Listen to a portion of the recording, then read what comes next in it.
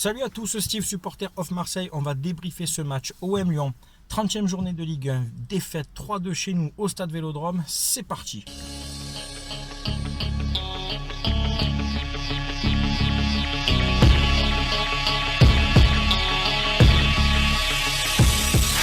Bon, il y a beaucoup de choses à dire sur ce match, les gars. Tout d'abord, je vais parler de l'ambiance, comme d'habitude avec moi.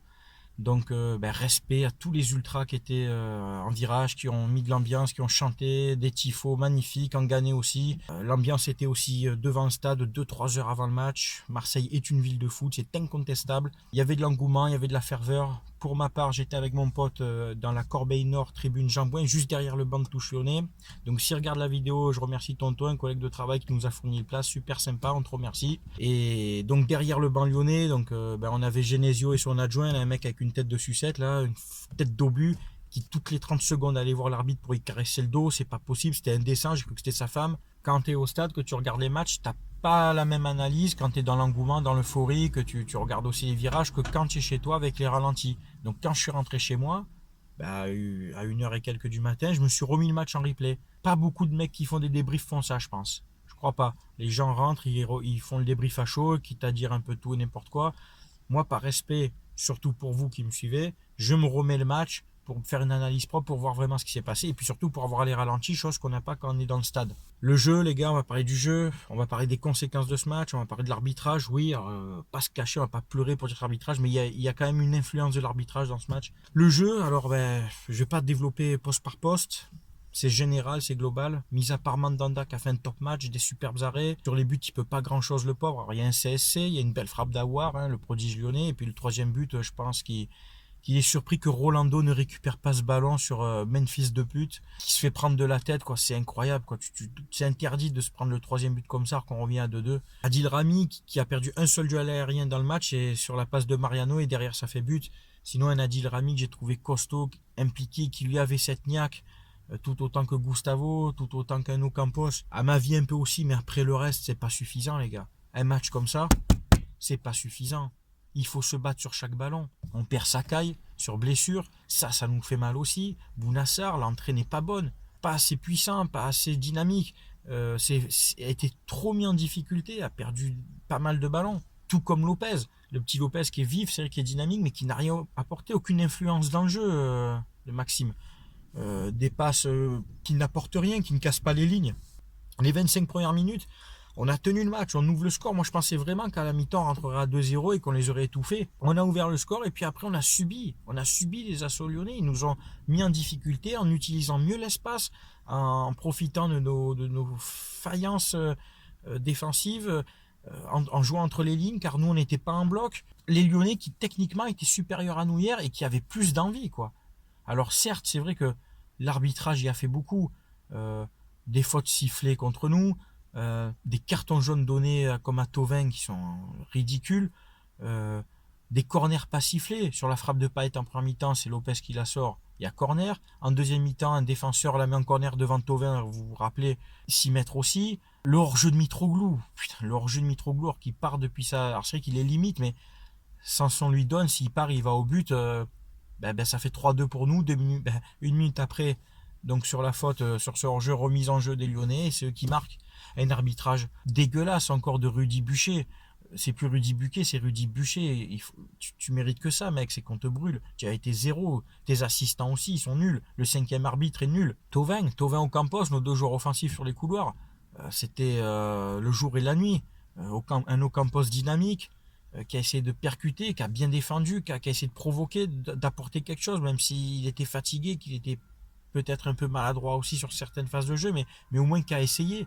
Thauvin, on t'a pas vu du match, ni défensivement, ni offensivement. 0 tir, très peu de centre, peu de percussion, peu de dribble. Tu voulais tout de suite te débarrasser du ballon. Est-ce qu'inconsciemment, Thauvin ne voulait pas se préserver pour les matchs d'équipe de France et éviter toute blessure avec des contacts? Est-ce qu'il y a un peu de ça? Ou est-ce qu'il était fatigué parce qu'il a joué à Bilbao aussi? Pourquoi avoir fait jouer Thauvin à Bilbao? On l'a bien vu hier qu'il était vraiment pas, il était pas là, quoi. L'OM et Thauvin sont en Ligue 1 ce que le PSG est en Ligue des Champions, c'est-à-dire fort avec les faibles, faible avec les forts. Un OM qui tape tous les petits, enfin les petits, j'enlève le Big Four mais tous les autres, et qui après, contre les gros, on gagne pas un match. Et ben Thauvin, c'est un peu ça, les stats parlent contre lui. Il plante des buts, des passes décisives contre les autres équipes, mais dans les gros matchs, on ne te voit pas, Florian. Il va falloir vraiment passer un cap parce que ça peut être préjudiciable à l'avenir si tu n'arrives pas à sortir des gros matchs des dimanches soirs contre les grosses équipes. Après, voilà, il y avait vraiment un manque d'envie,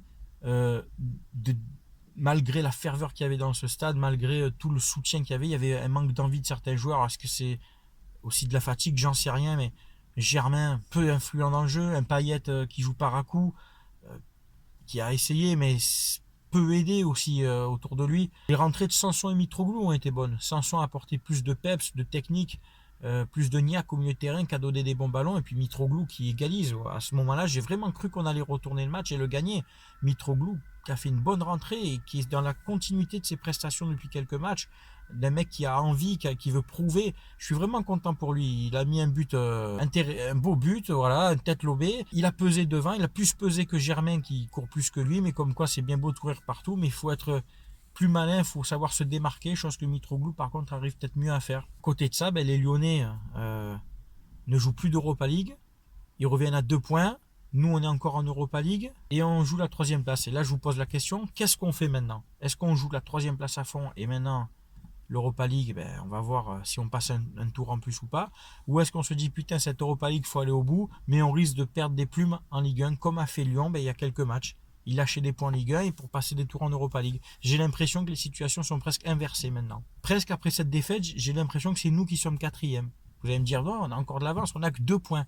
C'est-à-dire que si on faisait match nul, ou qu'on gagnait, alors là on avait un fauteuil mais plus que confortable, c'est-à-dire que tu avais 8 points d'avance, tu jouais l'Europa League super serein en préparant tes matchs, et puis en Ligue 1 tu pouvais te permettre de faire tourner un peu plus, quitte à faire un nul ou deux, et même si Lyon revenait un peu, mais tu avais cette marge de points pour passer un tour en Europa League. Maintenant tu n'as plus le droit à l'erreur. Maintenant tu es obligé de faire des matchs pleins en championnat, et après tu vas arriver le jeudi en Europa League où tu seras plus au top. La priorité, c'est le championnat. On ne peut pas se permettre de plus finir 3e, de ne pas avoir cette Ligue des Champions l'année prochaine. Pour faire venir des joueurs, l'apport financier, les sponsors, etc. Et puis merde, d'être sur le podium toute l'année pour après finir à la 4e place, à la place du con, moi je l'aurais mauvaise. Donc voilà. Mais je l'avais dit depuis un petit moment, j'en avais parlé, il y a plusieurs semaines, j'avais fait un article disant qu'il fallait profiter que Lyon mise tout en Europa League quand ils y étaient, pour nous prendre de l'avance en championnat, ce qu'on n'a pas su faire au moment, et peut-être fallait-il peut-être plus miser sur une Coupe de France, où j'en reviens, que d'essayer de courir une Europa League qui va être plus usante que de faire peut-être un parcours en coupe. Parce que si on finit 4e sans trophée, encore une année blanche, sans qualification, pour moi la saison sera, on peut dire, presque ratée au vu de ce qu'on pouvait faire. Donc voilà, le bilan de ce match, c'est pour moi, on perd presque le bénéfice de la garantie de cette 3e place si on avait gagné ou ne serait-ce fait match nul. Maintenant, on va devoir lutter jusqu'au bout. On voit les carences d'un effectif qui, dans les gros matchs, manque de joueurs à expérience, ou de joueurs de tueurs devant, ou de mecs qui ont vraiment plus de niaque. C'est rageant, c'est décevant, c'est frustrant. Que dire de plus? La bagarre à la fin du match. Ce Marcelo qui provoque Rami, qui après fait le fanfaron en sortant. Nous on était juste à côté du tunnel où il monte son maillot dégueulasse là. C'est pas intelligent ça, tu provoques, c'est pas intelligent. Un mec à côté de moi a fait un mucus, a jeté un moulard comme ça sur le gardien de Lyon, sur Lopez. C'est bien fait pour ta gueule.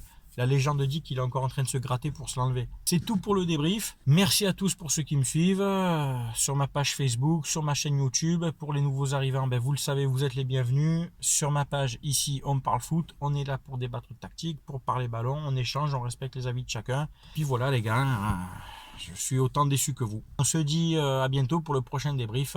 Portez-vous bien, bonne semaine à tous. Ciao tout le monde.